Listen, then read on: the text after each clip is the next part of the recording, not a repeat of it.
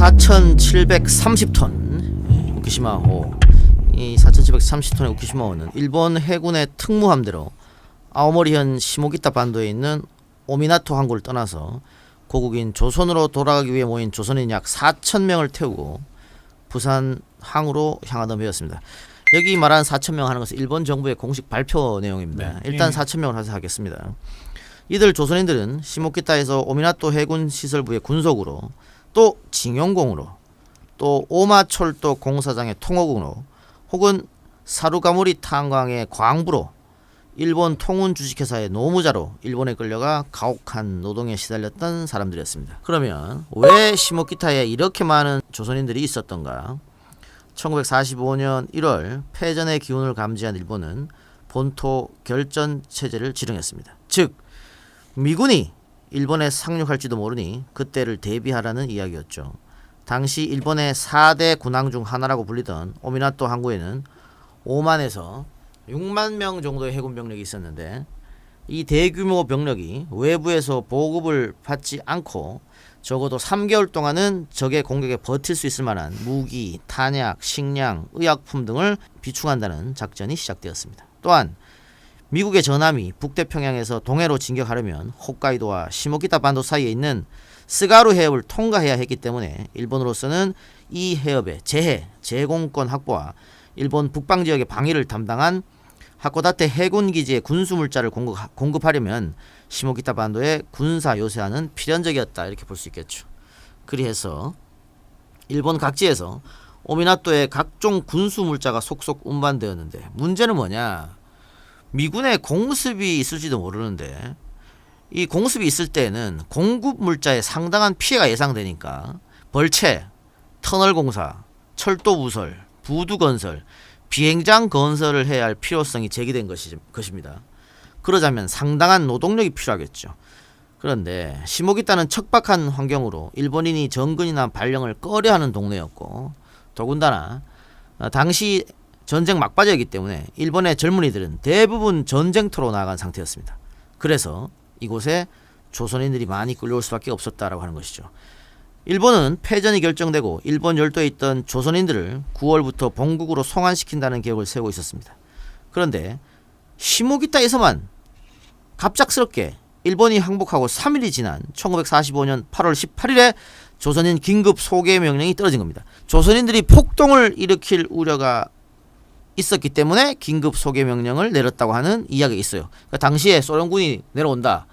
일본으로. 소련군이 내려올 때 일본에 있는 조선인들이, 여기는 이제 가까우니까 북방이니까 내통을 해서 폭동을 일으킬 거다. 그러니까 빨리 보내라. 뭐 이런 얘기가 있었다는 거야. 그런데 이런 확인된 바가 없고요.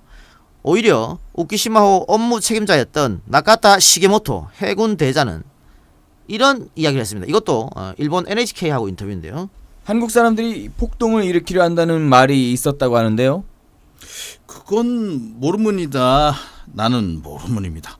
그런 일이 있겠습니까? 그러면 왜 조선인들을 돌려보냈습니까? 그러니까 그것은 모르겠어요. 애당초 시설부 관계의 인부들은 우리와는 상관이 없었습니다. 8월 18일 우키시마호로 조선인과 그들의 가족들을 우키시마호에 승선시켜 부산항으로 가라는 명령이 하달됩니다. 그러나 패전한 일본 해군들은 이 명령을 거부합니다. 전쟁이 끝났으니 명령을 따를 필요가 없고, 긴 전쟁에 지친 승무원들은 나 집에 가고 싶다, 이런 생각이었죠. 게다가 이 항해는 굉장히 위험했습니다. 종전 당시 일본 해군이 바다에 부설한 기뢰가 약 5만 347개가 있었고, 미군이 B-29기와 잠수함을 동원해서 부설한 가문기뢰도 1만 개가 넘게 매설되어 있었습니다. 그런데 이런 기뢰도 제거하지 않은 채 일본이 부설한 기뢰의 위치를 알 수 있는 기밀 해도도 주어지지 않은 채 막무가내로 부산항으로 향하라는 명령을 했으니 군인들이 반발하는 것은 어쩌면 당연했던 거죠. 그러나 일본은 무력을 써가면서까지 항해를 종용했습니다.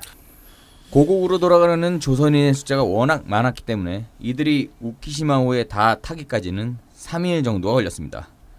이후 승선을 완료한 배는 출항하지 아니하고 24시간을 해상에서 머물다가 22일 밤 10시에 오미나토항을 떠났습니다.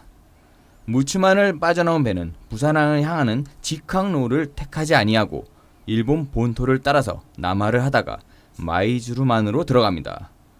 여기서 또 하나의 의문점이 생겨납니다. 조선인들을 그들의 조국으로 보낸다는 계획에 부산항으로 떠난 배가 왜 부산항으로 곧바로 가지 않고 마이주루 항으로 들렸습니까? 이 물음에 명쾌한 답을 하는 사람은 아무도 없습니다. 당시 배에 탔던 일본 통운 노무게에 있었던 다카하시 가이치로의 말을 들어보도록 하겠습니다. 노무자들을 인솔하라는 임무를 받았을 때 어디까지 가느냐고 책임자에게 물었더니 마이쭈르다라고 말하면서 저쪽에 가면 틀림없이 마중 나와 있을 것이다 라는 말뿐이었습니다. 1945년 8월 24일 오후 5시 20분쯤 군함기를 앞세운 우키시마호가 교토부 마이쭈르만으로 들어오고 있었습니다. 해안에서 300m 떨어진 지점에서 꽝꽝 하는 폭발소리와 함께 우키시마호는 두 쪽으로 꺾였는데요. 처음에는 L자 모양이었다가 점점 시간이 지나면서 V자 모양으로 꺾이면서 가라앉았습니다. 다음은 마을 주민 우메가키 씨의 증언입니다. 사람들은 중위로 새까맣게 뒤덮인 얼굴로 눈만 뒤룩거리며 필사적으로 저의 배에 기어 올랐습니다. 도저히 이 세상에서 일어난 광경이라고 생각되지 않았습니다. 여자와 어린애도 많았습니다. 상처를 입어서인지 내민 손이 잡히지 않아 눈앞에서 검은 바닷속으로 가라앉은 사람도 있었습니다. 오미나토 해군 경비부의 발표에 의하면 당시 우키시마호에 타고 있던 사람은 조선인 송환자 3,275명, 승무원인 해군 병사들이 255명이었는데 이 중 바다에서 영원히 돌아오지 못한 숫자는 조선인 524명과 승무원 25명이었습니다. 그러나 이런 일본 정부의 발표에 반해서 한국 학계와 유족들은 승선 인원은 약 8,000명이고 사망자와 실종자가 약 5,000명, 생존자가 약 3,000명이라고 주장하고 있습니다. 당시 우키시마호에 탔던 일본 군인들도 4,000명이 정원인 배에 정원을 훨씬 넘는 사람들이 탔다라든가 나는 8,000명이라고 들었다라고 증언하고 있습니다. 일본 군인들이 증언한 겁니다. 일본은 기뢰에 의한 폭침이라고 이야기하고 있고 우리는 일본군이 폭약을 이용해서 이 배를 계획적으로 폭발시켰다고 보고 있죠. 이 배 안에 폭발물이 있었다는 것은 당시 이 배에 타고 있던 일본 측 인사들도 증언한 바 있습니다. 사고 당시 우키시마호의 갑판장이었던 구니토 하치로의 증언 들어봅시다. 배 안에는 대포, 고사포, 기관포들이 쌓여 있었기 때문에 이에 필요한 탄약류가 많이 있었고 폭례도 있었습니다. 당시 타고 있던 일본 병사들도 폭약이 있었다고 얘기를 하고 있고 다행스럽게 최근에 비밀 문서가 해제되면서 폭약이 있었다는 문서가 나옵니다. 일본 측의 공식 문서가 발견되었는데 1945년 8월 22일 19시 20분 일본 해군 운수본부장이 우키시마호 선장에게 내린 항행 금지 및 폭발물 처리 문서가 바로 그 문서입니다. 문서 내용을 살펴보면 1945년 8월 24일 18시 이후 지금 출항 중인 경우 이외에는 항행을 금지하라. 두 번째, 각 폭발물의 처리는 항행 중인 경우 무해한 해상에 투기하라. 항행하지 않는 경우 육지 안전한 곳에 넣어두어라 라고 돼 있었는데 우키시마호는 배에 폭발물을 실은 상태에서 항행을 했고 그리고 항행 도중에 이 해상에 투기한 행동을 하지 않았기 때문에 배에 있었다라고 볼 수밖에 없는 것이죠. 이 일본 측이 주장하는 기뢰 폭발 이 부분은 사실 현실적으로 말이 안 되는 내용이 많다고 합니다. 이 첫 번째가 이 우키시마호가 이 항구에서 아주 가까운 곳에 일단 정박을 했었다고 그래요. 아까 그랬죠? 300m 앞에. 예. 헤엄치면 한 10분 정도면 가요. 근데 이런 가까운 곳에는 사실 기뢰를 설치를 안 합니다. 조금 더 먼 쪽에 하죠. 그러니까 항 입구 쪽, 그러니까 외항에 주로 한다고 한번 보시면 돼요. 이 두 번째는 이 우키시마호보다 더 큰 배가 비슷한 시간대에 같은 항로로 지나갔다고 그러거든요. 근데 그 배는 침몰하지 않고 잘 목적지까지 무사히 갔다고 합니다. 그러니까 훨씬 큰 배는 멀쩡하게 갔는데 어떻게 그보다 작은 우키시마호는 사고가 났느냐 의심스러울 수밖에 없죠. 이 세 번째는 우키시마호가 정박을 하고 있었다라는 겁니다. 이게 뭐냐면은 이 가문 기뢰이면은 배가 지나가야지 떠올라서 이제 뻥 터지는 거거든요. 근데 가만히 있는 배는 뻥 터질 수가 없잖아요. 그러니까 이 움직이지 않는 그 우키시마호가 왜 기뢰에 맞았느냐 이게 말이 안 되는 거죠. 이 네 번째는 뭐냐면은 이 기뢰가 터졌다면은 배 밖에서 터진 거잖아요. 그렇죠. 그렇게 되면은 이 배의 부서진 모습이 이 안쪽으로 이렇게 이제 들어가 있어야 돼요. 근데 철판이 밖에서 안쪽으로 휘어야지. 안쪽 방향으로 휘어 있어야 되죠. 그런데 우키시마호 같은 경우는 철판이 안쪽에서 바깥쪽으로 휘어 있습니다. 뭐 우리 천안함 가지고 그렇게 여러 가지 얘기를 합니다만 천안함 같은 경우는 철판이 일단 안쪽으로 좀 휘어 있죠. 그래서 이제 뭐 외부에서 폭발물이 있다 이렇게 주장을 하는데 정반대로 우키시마호 같은 경우는 정확하게 바깥을 향해서 철판이 휘어 있습니다. 그리고 다섯 번째 이미 이게 정말 의문스러운 부분인데 이 마이즈루항이 입항을 할 때 이미 그 길의 이 소해 작업이라고 그러죠. 소해 작업이 이미 진행이 돼 있었다고 그래요. 바로 그와 관련해서 증언도 하나 나와 있는데요. 해군 대위로서 항해사였던 그래서 그 우키시마호를 운항을 했던 와지마 사다오의 증언이 있습니다. 그날 우키시마호는 군함기를 앞세우고 천천히 입항하기 시작했습니다. 이때 우키시마호는 앞에는 두 척의 호위정이 조용히 전진하고 있었습니다. 그 호위정이 앞으로 나가는 코스 그대로 우키시마호도 미끄러지듯 진입해 들어갔습니다. 마이주루에 입항할 때 소해 완료라는 신호를 받고 입항을 시작했던 것입니다. 이와 관련해서 해군 상등병이었던 사이토 스네지의 발언도 있습니다. 입항할 때 마이즈루 방비대와 수기로 연락을 취한 바 소해 완료라는 신호를 받고 입항을 했습니다. 예, 연속으로 계속해서 일본군 해군 배 탔던 사람들이 증언하는 거. 우리는 소해 완료라고 듣고 했다라고 하는 겁니다. 네, 해군 신호대장 요코사카 다쿠지의 증언도 있습니다. 해군 군함이 항만에 들어갈 때에는 기뢰가 부설되어 있는지의 여부나 기뢰가 부설된 위치 그리고 항해에서는 안 되는 구역들을 사전에 반드시 입항하는 선박에게 전화로 통지하고 항로를 알리는 것으로 규정되어 있습니다만 우키시마호에 대해서는 이 같은 조처가 전쟁이 끝난 직후부터 일절 없었습니다. 여섯 번째 의문은요. 이 생존자들의 증언인데요. 이 폭발 소리가 여러 번 들렸다는 겁니다. 이 기뢰에 의한 폭발이었다면은 이 폭음이 한 번만 들리면 되는데 여러 차례 반복해서 들렸다. 이거는 다른 이유가 있다는 그런 증거가 되겠죠. 다음은 자, 생존자들의 증언입니다. 히가시다 소지로 해군 2등병입니다. 폭발음은 3회에서 4회 정도 들렸던 것으로 생각이 됩니다. 자, 그리고 김동경 씨의 증언도 있습니다. 맨 처음 폭발로 가판위에 있었던 사람들이 튀어올랐다가 팽개쳐졌습니다. 그 뒤 연속해서 3회 폭발했습니다. 물기둥이 솟구치지는 않았습니다. 네, 또 다른 생존자 신미자 씨 증언을 들어보겠습니다. 더워서 선실 밖으로 나와 있었을 때였습니다. 타당하는 큰 소리가 났습니다. 이때 선실에서 사람들이 모두 밖으로 뛰어나왔습니다. 잠시 뒤 또다시 타당하며 폭발하는 소리가 들려왔습니다. 물기둥이 있었느냐 없었느냐 하는 부분은 좀 증언이 엇갈리는 것으로 알려져 있습니다. 대체적으로는 물기둥을 보지 못했다는 증언이 상당수이지만 몇몇은 물기둥을 봤다고 주장하는 분도 있습니다. 하세가와, 기모토, 후쿠하라 등 3명의 일본 승조원들도 한 목소리로 이 폭발할 때 물기둥은 못 봤다라고 증언하고 있습니다. 다음은 역시 생존자인 김동천 씨의 증언입니다. 일본에 연행된 것이 언제입니까? 1943년입니다.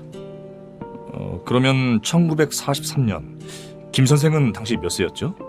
24살이었습니다. 연행되던 당시 상황을 구체적으로 설명해 주십시오. 경찰이 징용 영장을 가지고 집에 쳐들어와 그 길로 영동군 군청에 연행되었습니다. 경찰이라 함은 일본인입니까? 네, 일본인이었습니다. 당시 김 선생께서는 무엇을 하고 있었습니까? 저녁 식사를 하려던 참이었습니다. 영장을 가지고 와서 그대로 즉시 연행당했던 것입니까? 그 즉시 군청으로 연행되었습니다. 군청으로 연행되어 갈 때 폭행을 당했다거나 다른 어떤 일은 없었습니까? 폭행은 하지 않았습니다만 징용으로 가는 거니까 징용을 피할 생각은 아예 말라는 위협적인 말을 했습니다. 군청에는 몇 명 정도 연행되어 있었습니까? 같은 영동군 사람들만 150명 정도 있었습니다. 일본에 와서 어디에 도착하셨습니까?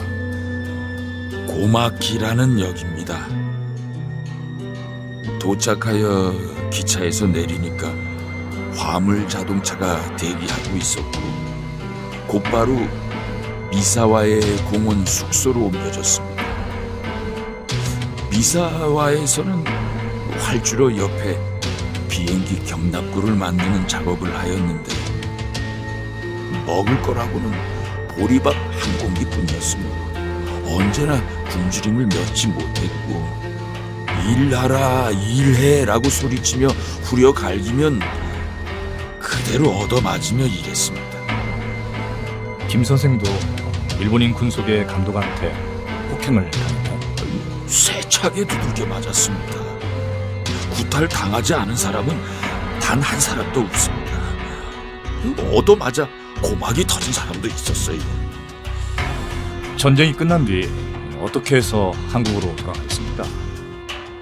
저희 징용공들은 아오모리 현의 오미나토에 집결하라는 명령을 받았습니다.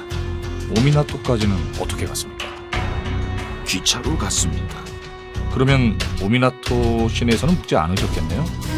도착 즉시 배를 탔기 때문에 배 안에서 이틀 밤을 묵었습니다. 폭발이 일어날 때 물기둥이 솟구쳤는지 아니면 그렇지 않은지 보셨습니까? 그런 것은 보지 못했습니다. 폭발한 뒤 김 선생의 경우는 어떠했습니까? 바다에 떨어지면 죽게 될 테니까 배 기둥에 달려있는 끈을 붙잡고 죽음을 각오하고 놓치지 않으려고 있는 힘을 다해 매달렸습니다. 그럼 김 선생은 줄을 잡고 물에 잠겨 있었습니까? 그때까지는 물에 잠기지 않았습니다. 구조하던 사람들은 군인이었습니까? 민간인이었습니까?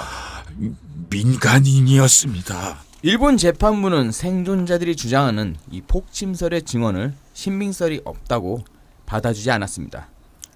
일본 재판부는 미군이 6월 30일부터 8월 8일까지 100개 이상의 기뢰를 투하하였고 기뢰의 종류가 워낙 다양하여 감응 조건이 다를 수 있고 무엇보다도 패전 이후 11월 3일까지 마이즈루만에서 9건의 총내 사고가 발생하여 5척의 선박이 침몰하였다고 말하면서 그들이 주장하는 폭침설은 증거가 없다라고 이야기했습니다. 그러나 생존자들의 증언을 들어봐도 의심이 되는 부분이 하나둘이 아닙니다.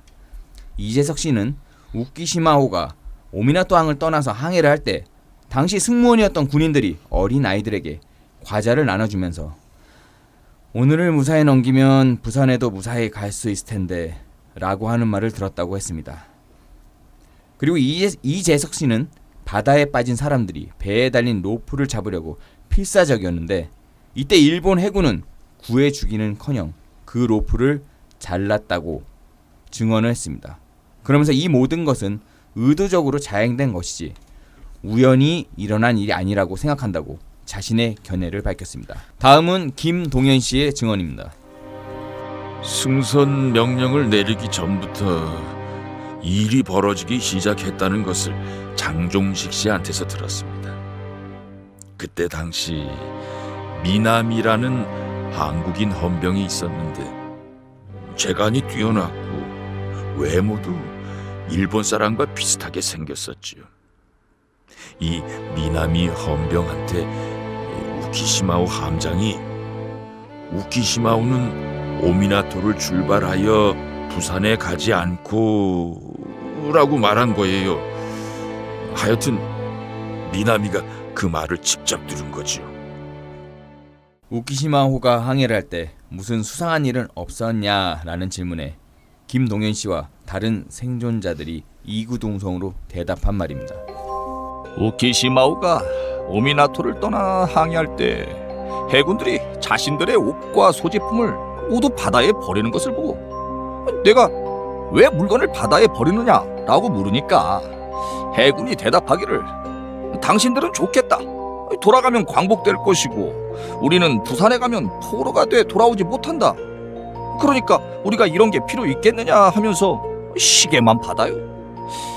우리나라 사람들이 옷이나 구두가 필요하다면 바꾸기도 했는데 다른 것은 안 받고 시계만 갖더라고요. 그 어떤 놈은 뭐라 했는지 알아요?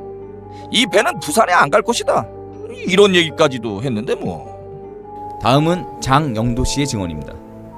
배가 가다가 서는 거야. 그러니까 우리는 이상하잖아. 왜 여기가 항구도 아닌데 서는 건가? 가다 딱 서. 우연히 배 앞을 봤다고. 배 앞을 보니까 구명보트가 떡 내려진 거야. 굉장히 높잖아. 아파트 10층 정도 돼요. 쭉 쭉 내려오더만은 먼 데서 보이는 거야. 군인들이 먼저 타. 그 배가 모선을 출발하자 난데없이 빵 소리 나면서 사람이 내가 앉았던 데가 퍽 올라왔다가 떨어진 거야. 그리고 나서 또 몇 번 빠방 한 거야. 순식간에 배가 딱 부러져 버린 거야. 순식간에. 위성현 씨 증언을 들어봅시다. 이 위성현 씨의 아버지가 위성현 씨한테 들려준 이야기입니다. 제가 알기로는 이 사건이 폭침이냐 뭐냐 이건데 저희 아버님이 살아계실 때는 분명히 시한폭탄이라고 그랬어요. 우리 아버님 말씀 그대로 전합니다. 폭침 30분 전에 소위 말해서 징용자 간부급들을 소집을 해요. 부장급 이상이 되는 소집을 했는데 그 소집에서 그러니까 그 일본 놈들 모르게 심각한 표정을 지어요. 여러분 중에 뭐 도끼랄지 칼이랄지 가위랄지 그런 거 가지고 있는 사람이 있냐? 이렇게 물어요. 근데 승선 과정에서 모든 짐들을 수화물칸에 다 실어요. 심지어 검사까지 해요. 그러면서 그런 물건들을 전부 다 회수해서 가방 속에 다 넣었어요. 열쇠까지 채워버려요. 그래서 뜯을 수 없는 상황이었어요. 그래서 승선하는 과정에서 다 없애지 않았냐, 다 가져가지 않았냐. 그러니까 당시 조선 사람이죠. 최우두머리급에 있는 사람이 여러분들은 이 내용을 절대 선실에 가서 동료들한테 알리면 안 된다. 여러분 다 같이 죽는다. 이 배는 30분 후에 폭파된다. 스크류 밑에가 시한폭탄이 있는데 도화선이 거기로 지나간다. 내가 그걸 자르려고 여러분들한테 이런 기구가 있는가를 내가 당신들 소집해서 부른 거다. 절대 선상으로 돌아가서도 비밀을 발설하지 말 것이며 여러분 선상 안 돌아와도 좋다. 배가 있다가 배가 침몰되는 순간에 밑에 있는 사람은 다 죽을 거다. 위로 가는 게 좋을 거다. 그 이야기까지 했어. 거기 최고 우두머리급 그분은 우키시마오 선장의 탈출용 배 보트 있잖아요. 구명정 있잖아요. 그 배를 미리 탈취해가지고 그분은 도망가요. 죽을 걸 알고. 근데 전혀 그런 내용은 감춰져 있더라고요. 안타까워요. 저희 아버님 말씀 그대로 전한 거예요. 저희 아버님이 돌아가신 게 86년에 돌아가셨거든요. 예, 생존자들이 주장하는 폭침설, 만일 이것이 맞다면 왜 일본은 이런 만행을 저질렀을까? 일단은 군사기밀 유출을 막고 강제징용의 참혹성을 숨기기 위해서 이런 일을 벌였을 것이라는 주장이 설득력이 있죠. 일제는 이미 그전 2차례나 아주 큰 조선인 학살을 저지른 전력이 있습니다. 1945년 8월 18일 우키시마하고 출발한 그날입니다. 이때 소련 땅이죠. 일본 헌병들은 가미시스카에서 조선인들을 학살합니다. 당시 소련 기록을 보면요. 2차 세계대전 발발 이전 사할린 서북부 에스토트 지역에서 조선인 1229명이 살고 있었는데 전쟁 후 5332명밖에 남지 않았다는 기록이 있어요. 소련 측 보고서는 이렇게 조선인 숫자가 줄어드는 이유를 피난, 그 다음에 귀환, 그리고 마지막 일본의 집단 학살이라고 기록했습니다. 그러니까 소련 정부도 인정한 일본의 집단 학살이라는 기록이고요. 또 8월 20일부터 8월 25일 사이에 한 마을의 조선인 전체가 학살당하는 끔찍한 사건이 있었는데 이것을 미즈호 학살 사건이라고 얘기하죠. 해방 직후 소련군 병력이 도달할 당시 마을에는 미처 피난을 떠나지 못한 일본인들과 조선인들이 남았었는데요. 예비군 훈련에 동참했던 제향군인회와 마을 청년단 소속 일본인들은 아까 얘기한 자기네 같은 거예요. 네. 우용 전투대를 결성한 뒤에 상부에 지시를 하면서 조선인 27명을 무참히 사살했습니다. 희생자 일부는 냉동 창고에 갇힌 뒤 얼어 죽었고요. 나중에 바다에 던져졌습니다. 희생자 중에는 부녀자 3명과 어린이 6명도 포함되어 있었다고 하는 것이죠. 그들은 조선인들이 폭동을 일으킬 우려가 있고 소련군의 스파이로 활약할 수 있다는 명분을 내세워서 잔혹한 범죄를 저질렀습니다. 또 두 번째 이유는 왜 그렇게 그런 만행을 저질렀느냐. 일본 군인들은 부산항에 가면 조선인들에게 잡혀 죽는다는 공포감이 있었습니다. 당연하겠죠. 당연하겠죠. 예. 그러니까 어차피 죽을 바에야 부산항이 아닌 마이주루만에서 배를 고의로 침몰시키고 자신들은 안전하게 빠져나가자라고 생각할 수 있었을 거란 말이에요. 패전 충분히 때니까. 가능하죠. 예. 실제로 일본 군인들은 아까 제가 설명한 대로 태반이 살아남았습니다. 앞서 증언에도 봤듯이 미리 구명정으로 빠져나간 승무원들도 있었습니다. 마지막 이유, 일본 해군들은 대본영의 항복을 받아들이지 못하는 데 있었다. 일왕의 항복선 이후에 시모키타 반도에는 이틀에 걸쳐서 삐라가 뿌려졌는데요. 이는 항복선언에 불만을 품은 일본 군인들이 전투기를 이용해서 삐라를 뿌린 것입니다. 그 삐라 내용은 뭐였냐?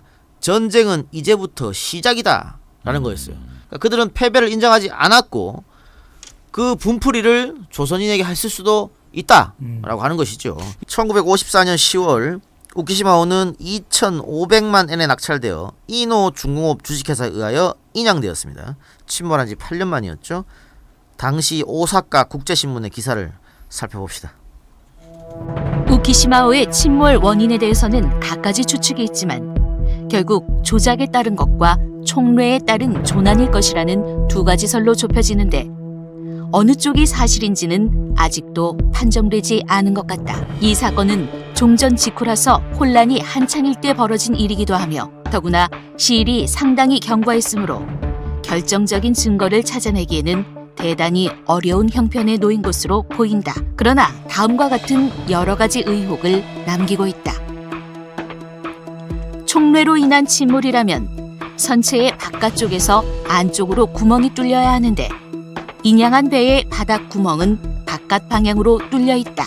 우수한 외항선이라며 음료수 보급이라는 명목으로 왜 마이주루에 기항해야 했을까? 생존자들은 침몰 직전 폭발 소리를 3번 연속해서 들었다고 말하고 있다. 만약 총뢰에 의한 것이라면 이러한 현상은 없다. 예, 그러니까 이노 중공업 주식회사에서 우키시마호가 인양되고 나서 당시 오사카 국제신문이 그 배를 보면서 기사를 쓴 겁니다. 그러니까 일본인들이 봤을 때도 이상하다라고 하는 것이죠. 1992년 8월 25일 우키시마호 침몰 피해자 및 유족들이 일본 교토지방재판소에 일본국을 상대로 소송을 제기했습니다. 소송의 내용은 일본국의 불법행위에 기초한 손해배상과 공식 사죄, 대일본제국 헌법 제27조와 일본국 헌법 제29조 유추 적용을 통한 손실보상, 안전배려 의무 위반에 기초한 손해배상, 친자 소유권에 기초한 유골 반환 청구 등 4가지였습니다. 2001년 8월 23일 도쿄 지방재판소에서 1심 판결에서 원고들 중 승선 후 피해를 입은 사실이 확인된 15명에게는 일괄 300만 원을 지급하도록 결정함으로써 일부 승소한 사실이 있습니다. 한편 2003년 5월 30일에 오사카 고등재판소 2심 판결과 2004년 11월 30일에 최고재판소의 최종심에서 일본 법정의 판결에 따라 원고 측은 최종 패소했습니다. 이때도 1963년에 체결된 한일협정 이야기가 나왔는데 이게 말이 안 되는 게 우키시마호 사건은 전쟁이 끝나고 나서 일어난 일입니다. 한일협정은 그렇죠. 예. 식민시대에 일어난 일에 대한 협정이에요. 예, 일본이 1945년 8월 15일 이전에 일어난 네. 일만 해당이 일본이 잘못했기 때문에 거기에 대한 뭐 배고상을 해라 이거거든. 네. 그런데 우키시마호는 식민시대가 끝나고 나서 벌어진 일이기 때문에 근본적으로 한일협정과 관계가 없어요. 예. 그러니까 한일협정에서 다 해결됐기 때문에 일본이 보상을 못한다는 것은 말이 안 되는 겁니다. 이거는. 그래서 우리 정부의 관심이 더 필요한 순간이다 이렇게 생각이 되는 거고요. 소송 과정이나 우키시마호에 관한 관심은 일본 언론이 한국 언론보다 훨씬 많이 보여줬습니다. 한국 미디어들은 몇몇을 제외하고 우키시마호에 대한 취재를 중요하게 생각하지 않았다. 안타까운 점이죠. 충청남도 청양군에 살았던 유순덕 할머니는 우키시마호 침몰로 남편을 잃고 혼자 몸으로 모진 고생을 하며 어린 딸을 키워야 했는데 유순덕 할머니의 증언을 듣고 오겠습니다. 징용 영장을 받았을 때 남편은 일단 도망쳤습니다. 당시 일본 경찰은 남편이 있는 곳을 가르쳐달라고 몇 번씩이나 집에 들이닥쳤습니다. 모른다고 말하자 거짓말 말하고 고함을 지르며 저의 몸을 밧줄로 묶고는 손가락 사이에 쇠막대기를 끼우고 고문을 했습니다. 그때 받은 상처 때문에 왼손 엄지손가락이 지금도 구부러져 있습니다. 그 뒤에 남편의 편지를 받고 나서야 아오모리로 끌려간 것을 알았습니다. 전쟁이 끝난 뒤 얼마 안 되어 남편을 태운 배가 일본을 출발했다는 소식을 듣고 매일 버스 정류장으로 마중을 나갔습니다만 남편은 끝까지 돌아오지 않았습니다. 남편을 억지로 데려간 뒤 돌려보내주지 않은 일본이 정말로 증오스럽기만 했으며 남편이 없는 세월 동안 말로 다 형용할 수 없는 괴로운 생활을 해왔습니다. 충북 영동에서 징용으로 끌려간 지윤식 할아버지의 증언도 들어봅시다. 마음에도 없는 일본 땅으로 강제로 끌려갈 때 나는 홀어머니를 모시고 논밭일은 말할 나이도 없고 집안 살림을 다 했는데 어머니 혼자만 집을 지켜야 했어. 외아들인 내가 일본으로 끌려간 뒤 어머니는 몸져 누워 병환으로 고생하셨지. 영동역에서 기차를 타는데 사람이 얼마나 많은지 사람을 짐짝 싣듯 뒤에서 밀어 넣었어. 부산항에 당도하니 구름처럼 모여든 사람이 수천 명은 됐을 거야. 어딘가로 데려가 신체 검사를 한답시고 하얀 가루를 부려댔지. 그때 난 어린 나이라 눈물뿐이었어. 거기서 다시 기차를 타고 또 트럭으로 갈아타고 마지막으로 도착한 곳이 미사와 비행장이었어. 배가 고파 견디기 힘들었지. 밥도 부족했지만 호박국도 호박 조각이나 하나 둘 둥둥 떠다니는 정도였고 감자는 껍질째 먹었지. 아침 식사 전에 점심 맷돌 주는데 양이 차지 않으니까 아침부터 다 먹어치우게 되거든. 그러다가 나중에 빈 도시락이라는 게 발각되면 되게 당했지. 몽둥이로 얻어맞아요. 점심밥을 아침나절에 다 먹어치웠다고 몽둥이로 두들겨 맞았다니까. 일도 고됐어. 비행기 경납고를 만들었는데 진흙을 파내는 일이 힘들었어. 나물 베다가 디귿자로 세우고 그 위를 진흙으로 덮으면 비행기를 숨기는 경납고가 되지. 현장 감독이 괜히 몽둥이를 휘둘러 두들겨 패. 그러면 어깨와 등에서 피가 흐르고 골맞던 상처에선 고름이 터져 흐르지. 당시 징용자들은 얼마나 배가 고팠을까요? 일본인 가정에 쓰레기통을 뒤질 정도였습니다. 당시를 기억하는 일본인 사토 사도리 씨의 증언을 들어봅시다. 어느 날 아침에 일어나 보니 쓰레기통이 헤쳐져 있었습니다. 이상하다 하여 그날 밤에 망을 봤는데 글쎄 조선 사람들이 와서 뭔가를 찾고 있었습니다. 무서워서 얼른 방으로 들어와 시아버지한테 알렸더니 시아버지가 밖으로 나가 그 청년들을 데리고 방으로 들어오더군요. 시아버지께서 밥을 차려주라고 하여 부엌에 있는 밥을 다 꺼내주었습니다. 청년들은 밥을 아주 맛있게 먹었습니다. 그날 이후로 몇몇 조선 청년들이 저희 집에 자주 놀러 왔습니다. 그때마다 먹을 것을 내놓고는 했습니다. 공사장에서 일하던 조선 청년들이 굶주림을 견디지 못하여 밤이면 마을로 내려와 쓰레기통이나 구정물통을 뒤져 감자 껍질과 호박 껍질을 건져 먹었던 것입니다. 전쟁이 끝나고 며칠이 지났는데 그 청년들이 저희 집에 찾아왔습니다. 전쟁이 끝났으니 조선으로 돌아가게 됐다며 작별 인사를 하려고 온 것이었습니다. 착한 사람들이었습니다. 조선 청년들이 돌아갈 때 시아버지께서 추금기를 선물로 주었는데 나중에 들어보니 마이주로만 해서 사고가 나 추금기는 없어지고 청년도 죽었다더군요. 일본이 일으킨 전쟁 그 자체가 인류에게, 특히 조선 사람들에게 억울한 희생을 강요했습니다. 일본 국철 모리오카 공사부 기사 후타마스의 증언도 들어봅시다. 작업장에 나오는 인부들에게는 20명에 1명꼴로 작업 반장격인 감시용 겸 인부의 우두머리가 있어서 이 작업장에 갈 때 일렬로 줄을 서서 나갔고, 현장 감독원의 지휘대로 일을 했는데 작업 반장은 곤봉을 가지고 다니며 현장을 감시하면서 이 동작이 느린 사람이나 게으름을 핀다고 생각되는 사람이 있으면 가차없이 내리쳤습니다. 이러다가 도망치는 사람이 있으면 도망치는 놈이 있다라고 소리치며 작업을 멈추고 전원이 추격했습니다. 만약에 잡히면 그 자리에서 곤봉으로 때리고 발로 차는 폭행을 가했습니다. 즉 고문이지요.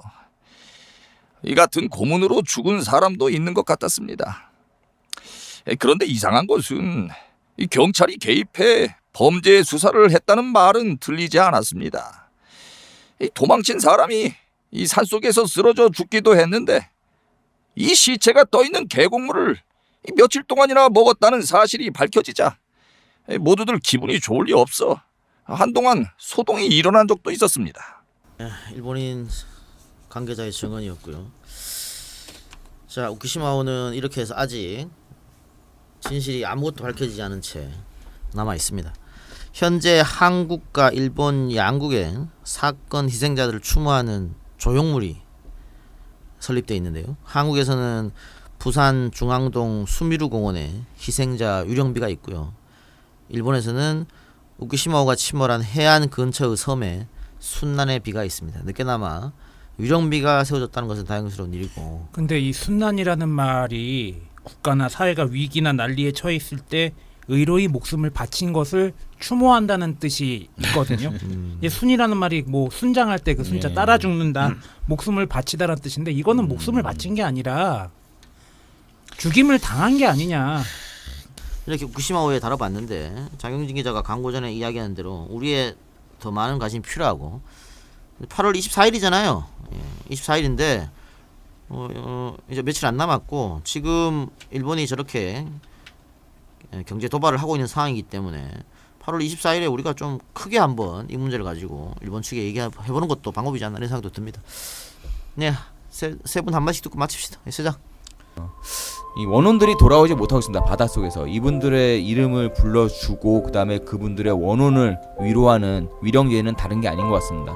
그 범죄를 저지른 대상자들에게 책임을 묻는 것, 그것이 계속해서 진행돼야 될 것 같습니다. 그리고 그것은 정부에게 맡기는 것이 아니라 민간 차원에서 더 많은 관심이 있어야 소리가 더 커질 것 같습니다. 네, 이상입니다. 일제강점기 때 일본이 저질렀던 만행 그리고 많은 밀정들 얘기 그리고 우리의 독립운동 이야기 아직 밝혀지지 않은 것들이 굉장히 많습니다. 그러니까 정부가 좀 저는 나서야 되겠고 그러려면은 평범한 사람들이 많은 관심을 아까 세작이 얘기했던 대로 가져야 되지 않을까. 그래야지 정부가 나설 수 있습니다. 기억하고 진상을 규명하지 못하면은 비극은 반복된다. 이 얘기를 꼭 말씀드리고 싶습니다. 다시 한번 이런 일이 한반도에 있는 우리 민족에게 일어나지 않으려면 반드시 진상을 규명하고 또 그 내용을 기억해서 기록해야 한다고 생각합니다. 알겠습니다. 여러분도 많은 관심 부탁드리고요. 2주 있다 찾아뵙겠습니다. 들어주시면 대단히 감사합니다. 고맙습니다. 감사합니다.